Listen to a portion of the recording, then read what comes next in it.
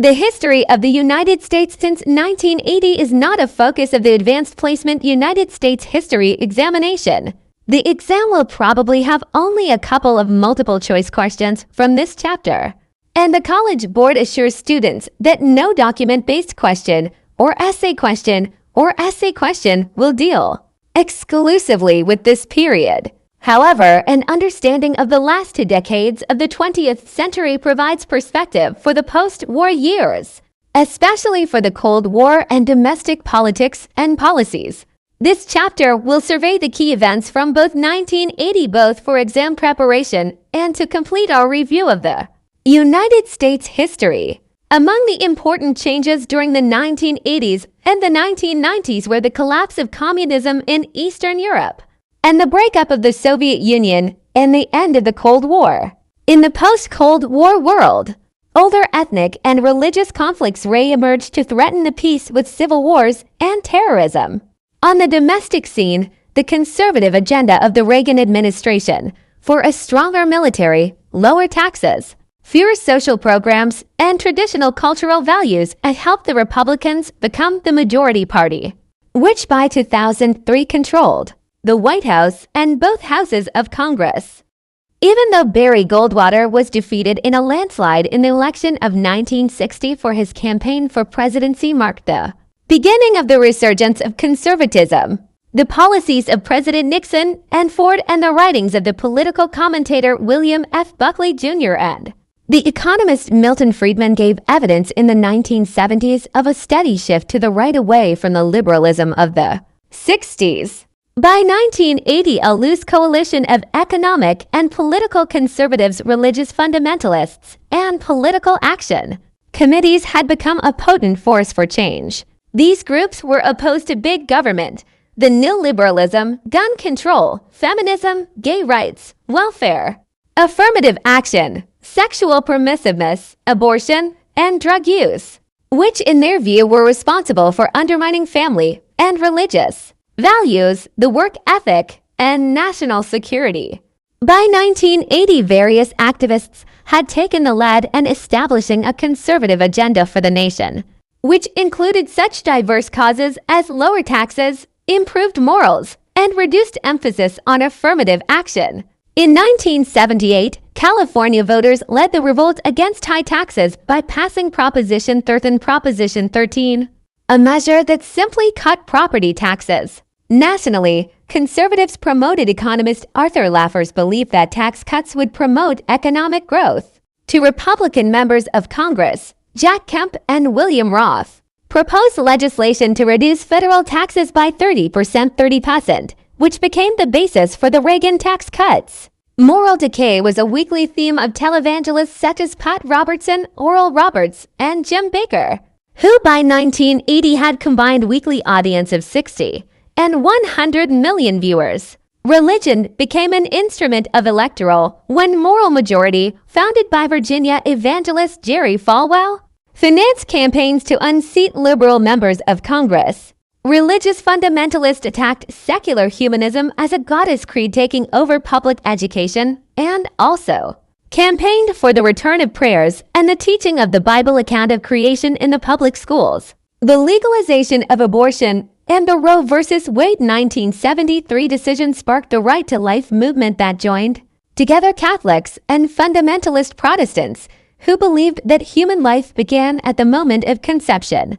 In 1965, President Johnson had committed the United States government to a policy of affirmative action to ensure that underprivileged minorities and women would have equal access to education, jobs, and promotions. Suffering through years of recession and stagflation in the 1970s, many white males blamed their troubles on the reverse discrimination imposed by the government's support of racial and ethnic quotas. The Supreme Court ruled in their favor in the landmark case of Regents of the University of California versus Back 1978 by deciding that college admissions would not be based on race alone. After this decision, conservatives intensified their campaign to end all quotas and preferential treatment based on race and ethnic background. Ronald Reagan, a well-known movie and television actor, gained fame among Republicans as an effective political speaker in the 1964 Goldwater campaign. He went on to be elected the governor of California, the nation's most populous state. In 1976, Reagan came close to taking the party's nomination from President Ford. By this time, he was widely recognized as the most effective spokesperson for the conservative positions. Handsome and vigorous in his late 60s, he proved a master of the media and was seen by millions as a likable and sensible champion of average Americans. Senator Edward Kennedy's challenge to President Carter for the Democratic nomination left Carter battered in the polls. As a Republican nominee, Reagan attacked the Democratic Party's big government solutions to problems and the loss of United States prestige abroad. Throughout the campaign, American hostages remained in the hands of Iranian radicals. Reagan also pointed to a misery index of 28 rate of inflation added to the rate of employment and concluded his campaign by asking a huge television audience, "Are you better off now than you were 4 years ago?" The voters' rejection of Carter's presidency and the growing conservative mood gave Reagan 51% of the popular vote and 91% of the electoral vote. Carter received 41% of the popular vote, while a third candidate, John Anderson, a moderate Republican running as an independent, received 8%. Reagan's election broke up a key element of the New Deal coalition by taking over 50% of the blue-collar vote. For the first time since 1954, the Republicans gained control of the Senate by defeating 11 liberal Democrats targeted by the moral majority. The Republicans also gained 33 seats in the House, which when combined with the votes of the conservative Southern Democrats would give them a working majority on many key issues. Political analysts mark the 1980 election as the end of a one-half century of Democratic dominance of Congress. On the very day that Reagan was inaugurated, the Iranians released the 52 American hostages, giving his administration a positive start. 2 months later, the president survived a serious gunshot wound from an assassination attempt.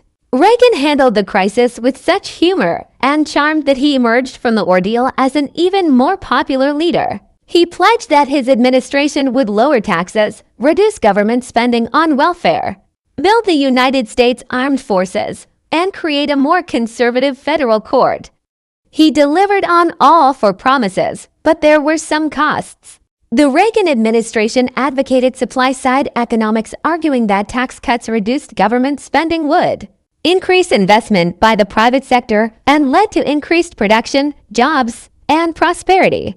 This approach contrasted with the Keynesian economics theory long favored by the Democrats, which relied on government spending to boost consumer income and demand. The supply-side theory reminded critics of the trickle-down economics of the 1920s, in which wealthy Americans prospered and some of their increased profits in spending benefited the middle class and the poor. The legislative activity early in Reagan's presidency reminded some of the media of FDR's 100 days.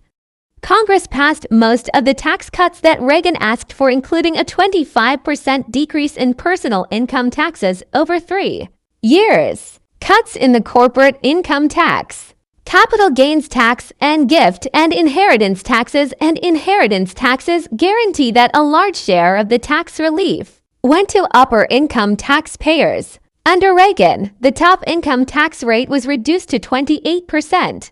At the same time, small investors were also helped by a provision that allowed them to invest up to $2,000 a year in individual retirement accounts, IRA accounts, without paying taxes on this money.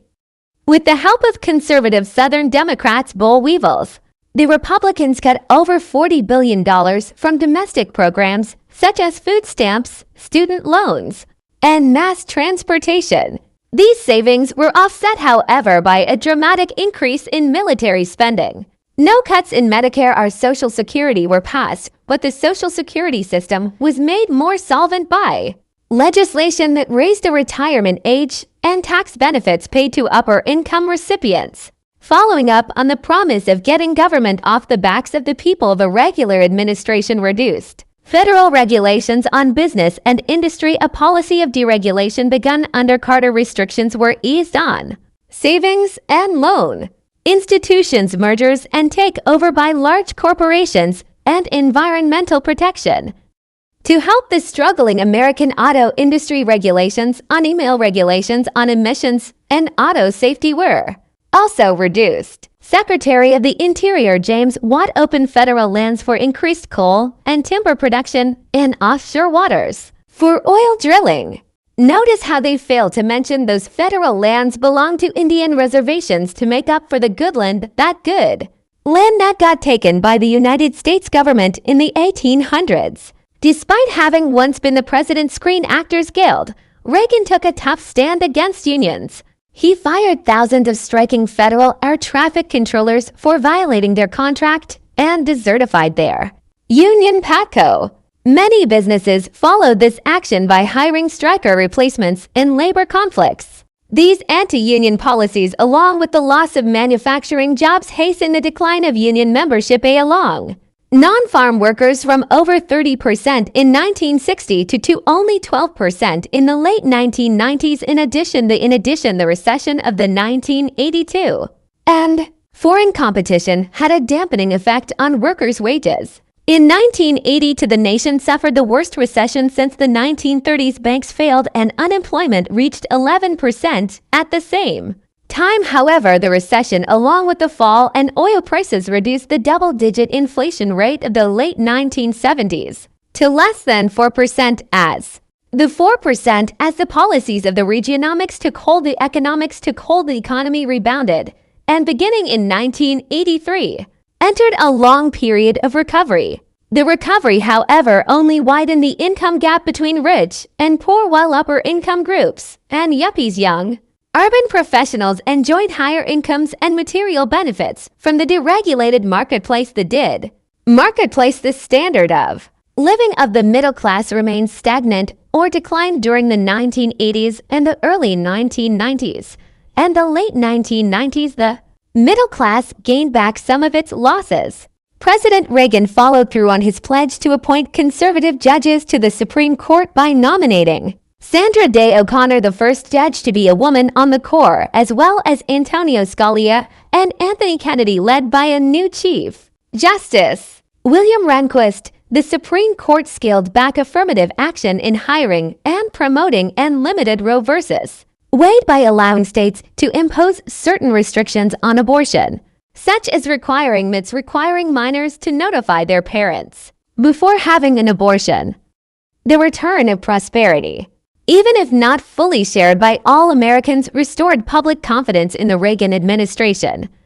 At their convention in 1980, the Republicans nominated their popular president by acclamation. Among Democrats, Jesse Jackson became the first African-American politician to make a strong run for the presidency by seeking the support of all minority groups under the banner of the Rainbow Coalition. The Democratic majority, however, nominated Walter Mandel Carter's vice president to their presidential candidate, and Representative Geraldine Ferrero of New York to be the first woman to run for vice president. Reagan easily defeated the liberal Mondale, taking every state except Mondale's home state of Minnesota to 8 of Minnesota. 2/3 of white males voted for Reagan. Analysis of voting returns indicated that only two groups still favored the Democrats: African Americans and those earning less than $12,500 a year. By the mid-1980s, Reagan's tax cuts combined with large increases in military spending were creating federal deficits over $20 billion a year. Over the course of Reagan's 2 terms of president, the national debt tripled from about $9 billion to almost $7 trillion. The tax cuts, designed to stimulate investment, seemed only to increase consumption, especially foreign-made luxury and consumer items. As a result, the United States trade deficit reached the staggering $150 billion a year. The cumulative trade and balance reached a staggering $150 billion a year, and $1 trillion during the 1980s contributed to the dramatic increase in the foreign ownership of United States real estate and industry in 1985. For the first time since World War I era, the United States became a debtor nation. An effort to keep the federal deficit under control, Congress in 1985 passed the Graham-Rudman Hollings Balanced Budget Act, which provided for across-the-board spending cuts, court rulings, and later, congressional changes kept this legislation from achieving its full purpose, but Congress was still able to reduce the deficit by $66 billion from 1986 to 1988. President Reagan's two terms reduced restrictions on free market economy and left more money in the hands of investors and higher-income Americans. Reagan's policies also succeeded in containing the growth of the New Deal Great Society welfare state. Another legacy of Reagan's years were the huge federal deficits, which were to change the context of future political debates. With yearly deficits running between $200–100 billion, it was no longer seemed reasonable for either Democrats or Republicans to propose new social programs such as universal health coverage instead of asking what new government programs might be needed. Reaganomics changed the debate to issues of what government programs to cut and by how much. Most Americans on all levels thought that sounded reasonable unless they had a job working inside the government. That was the only portion of the population who seemed to care much about reducing the size of government, but nobody really felt sorry for them. A lot of social programs and organizations had to either call it quits or pay taxes or shut down. Either way, government was going to reduce their spending. That was Reaganomics. Reagan started his presidency determined to restore the military might and superpower prestige of the United States and to intensify the Cold War competition of the Soviet Union. He called the Soviet Communists the evil empire and focus of evil in the modern world. Reagan was prepared to use military force to break up his rhetoric during his second term. However, he proved flexible enough in his foreign policy to respond to significant changes in the Soviet Union and its satellites in Eastern Europe. Increased spending for defense and aid to anti-communist forces in Latin America were the hallmarks of Reagan's approach to the Cold War during his first term.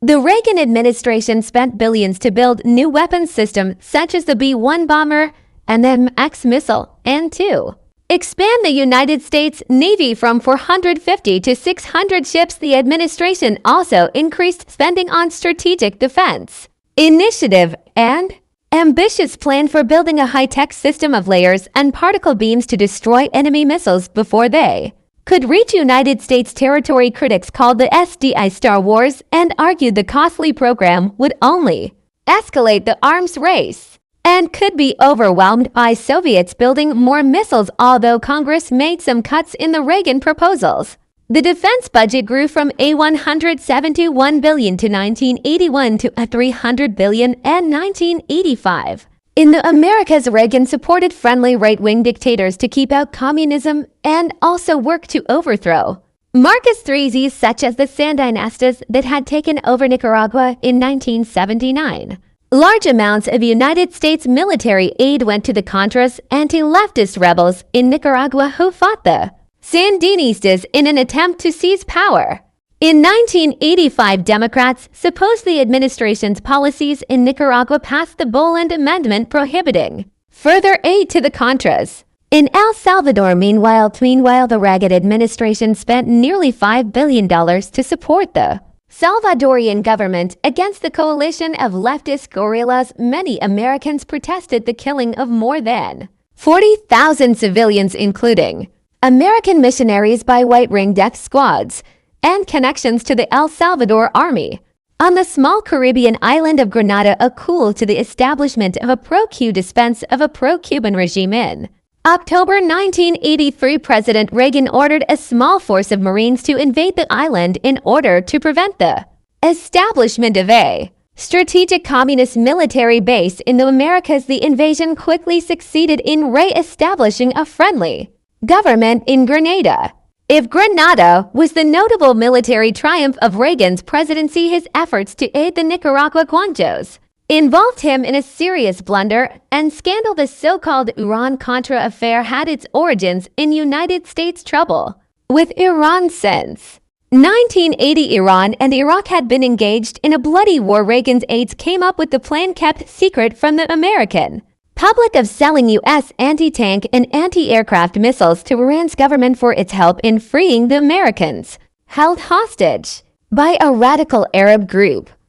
In the 1986, another Reagan staff member had the great idea to use the profits of the arms deal with Iran to fund the Contras and Nicaragua. President Reagan denied that he had knowledge of the illegal diversion of funds illegal and that it violated both the Bowling Amendment and Congressional Budget Authority. The picture that emerged from the televised congregational investigation was his investigation was an ununiformed, hands-off president who was easily manipulated by his advisors. Reagan suffered a sharp but temporary drop in the popularity polls. He would leave office with his reputation intact as one of the most popular presidents of the 20th century.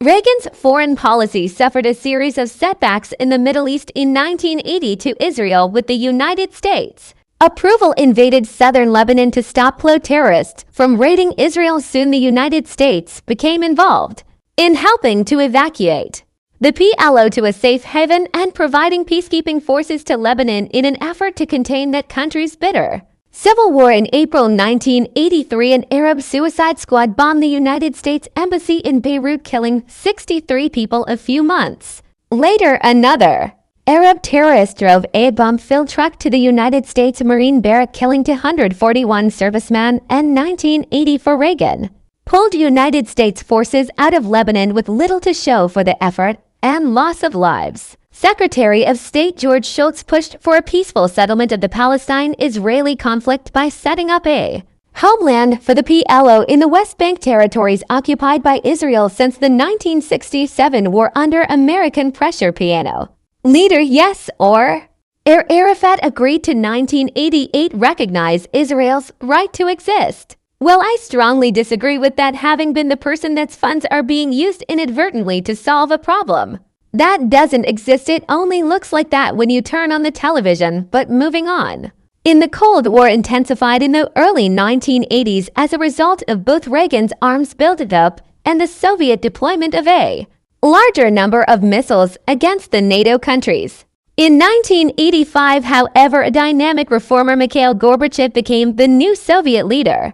Gorbachev attempted to change the Soviet domestic politics by introducing two major reforms: arms openness to end political repression and move toward greater political freedom for Soviet citizens, and restructuring of the Soviet economy by introducing some free market practices. To achieve his reforms, Gorbachev had to end the costly arms race and deal with the deteriorating Soviet economy.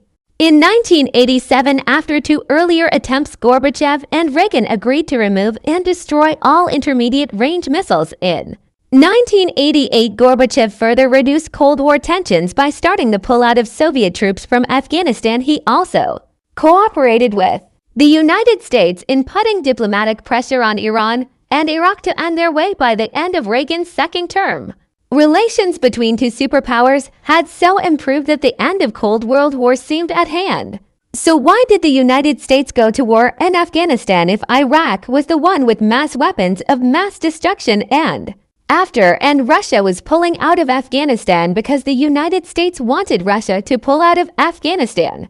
Would that be because the United States wanted to invade Afghanistan because there's a heroin problem? Heroin costs a lot of money, and when it comes in the form of poppy plants and poppy seeds, it goes to big pharmaceuticals, and it causes things like opiate crisis and opiate epidemics and pandemics. Well, it's a pandemic that got D as being an epidemic when it clearly is a man-made pandemic. Moving on, the Democrats regained control of the Senate in 1986 and hoped that Iran-Contra scandal and the huge deficits under Reagan would hurt the Republicans in the presidential race of 1988. Michael Dubai's governor of Massachusetts won the Democratic nomination and balanced the tip by selecting Senator Lloyd Bentsen of Texas as his running mate. The Republican candidates were Reagan's Vice President George H. Bush and a young Indiana Senator Dan Quayle. Bush was no Reagan in front of the camera, but he quickly overtook an expressionless Dubai's governor of Massachusetts, charging that the Democrat was soft on crime for furloughing criminals and weak on national defense. Bush also appealed to voters by promising not to raise taxes. Read my lips, no new taxes. The Republicans won a divisive victory in November by a margin of 7 million votes. Once again, the Democrats failed to win. The confidence of most white middle-class voters. Nevertheless, the voters sent mixed signals by returning larger Democratic majorities to both the House and the Senate. Americans evidently believed in the system of checks and balances, but unfortunately, it often produced legislative good luck in Washington. The first years of the Bush administration were dominated by dramatic changes in the communist world. In China during the spring of 1989, the Prada-Machers, students demonstrated for freedom, and Beijing's Tiananmen Square television cameras from the West broadcast and the democracy movement around the world. Under the cover of night, the Chinese Communist government crushed the protests with tanks, killing hundreds and ending the brief flowering of an open political environment in China. Challenges to the communism in Eastern Europe produced more positive results. Gorbachev declared that he would no longer support the various communist government of Eastern Europe, with Soviet armed forces starting in Holland in 1989 with the election of Leech. Walesa, the leader of the once outlawed Solidarity movement, the Communist Party, fell from power in one country after another. Hungary, Czechoslovakia, Bulgaria, and Romania, the communist Nazi Germany, were forced out of power after protesters tore down the Berlin Wall, and hated symbol of the Cold War. In October 1990, the two Germany's divided since 1945 were finally reunited with the blessing of both NATO and the Soviet Union. The swift march of the events in the national desire for self-determination soon overwhelmed Gorbachev and the Soviet Union. In 1990, the Soviet Baltic republics of Estonia, Latvia, and Lithuania declared their independence after a failed coup against Gorbachev by communist hardliners. The remaining republic dissolved the Soviet Union in December 1991, leaving Gorbachev a leader with no country. Boris Yeltsin, president of the Russian Republic, joined with 9 former Soviet republics to form a loose confederation, the Commonwealth of Independent States, CIS. Yeltsin disbanded the Communist Party in Russia and attempted to establish a democracy and a free market, sweeping agreements to dismantle their nuclear weapons. Your weapons were one tangible proof that the Cold War had ended. Bush and the Gorbachev signed the START 1 agreement in 1991, reducing the number of nuclear warheads to under 10,000 for each side in late 1990 to Bush and Yelps, and just over 3,000 at 1,000 each. The treaty also offered United States economic assistance to troubled Russia economy even as Soviet communists collapse. President Bush's seasoned diplomat remained cautious. Instead of celebrating final victory in the Cold War, Americans grew concerned about the outbreak of civil wars and violence in the former Soviet Union and Eastern Europe. Yugoslavia started to disintegrate in 1991, and a civil war broke out in the provinces of Bosnia and Herzegovina in 1992. At home, the end of Cold War raised questions about whether need still existed for heavy defense spending in large numbers of United States military bases. Since the outbreak of the Cold War, the 1940s, United States intervention and foreign conflicts have been consistently tied to the containment of communism. In December 1989, United States troops were used for a different purpose as Bush ordered the invasion of Panama to remove the autocratic General Manuel Noriega. The alleged purpose of the invasion was to stop Noriega from using his country as drug pipeline to the United States. United States troops remained until elections established a more credible government. That reminds me of when the state terminated my parental rights because I went to prison because I wrote a prescription for oxycodone because I was addicted. They terminated my rights and found more suitable parents. Meanwhile, we all have a complex and miss each other, and I blame the stay, and my daughters blame me. But moving on, welcome to America. Let's keep reading the true history. On the ground, Iraq was forced to concede defeat. Some Americans were disappointed that the United States stopped short of driving Saddam Hussein from power in Iraq. Nevertheless, after the victory, Bush enjoyed a boost in his approval rating to nearly 90%. President Bush's political future seems secure based on his foreign policy successes, but a host of domestic problems dogged his administration. The president's nomination of Clarence Thomas to the Supreme Court to replace the retiring Thurgood Marshall proved extremely controversial. Thomas' conservatives' views on judicial issues were attacked by African American organization, and charges of sexual harassment against him were widely believed by millions of women. Nevertheless, the Senate confirmed Thomas's nomination. Well, go figure, we live in America where everybody watches TV. If it don't get aired, we don't know. No attention goes to show. That's how you creep. That's Watergate. TLC putting condoms all over their outfits while they sing and dance to their music videos. There are music videos to entertain 12-year-olds that are in shelters who are being taught how to put those condoms on bananas, so that way when they have sexual intercourse with old men, probably as old as the ones that they'd be playing bingo with, they would know how to put a condom on their shriveled old bananas. Moving on.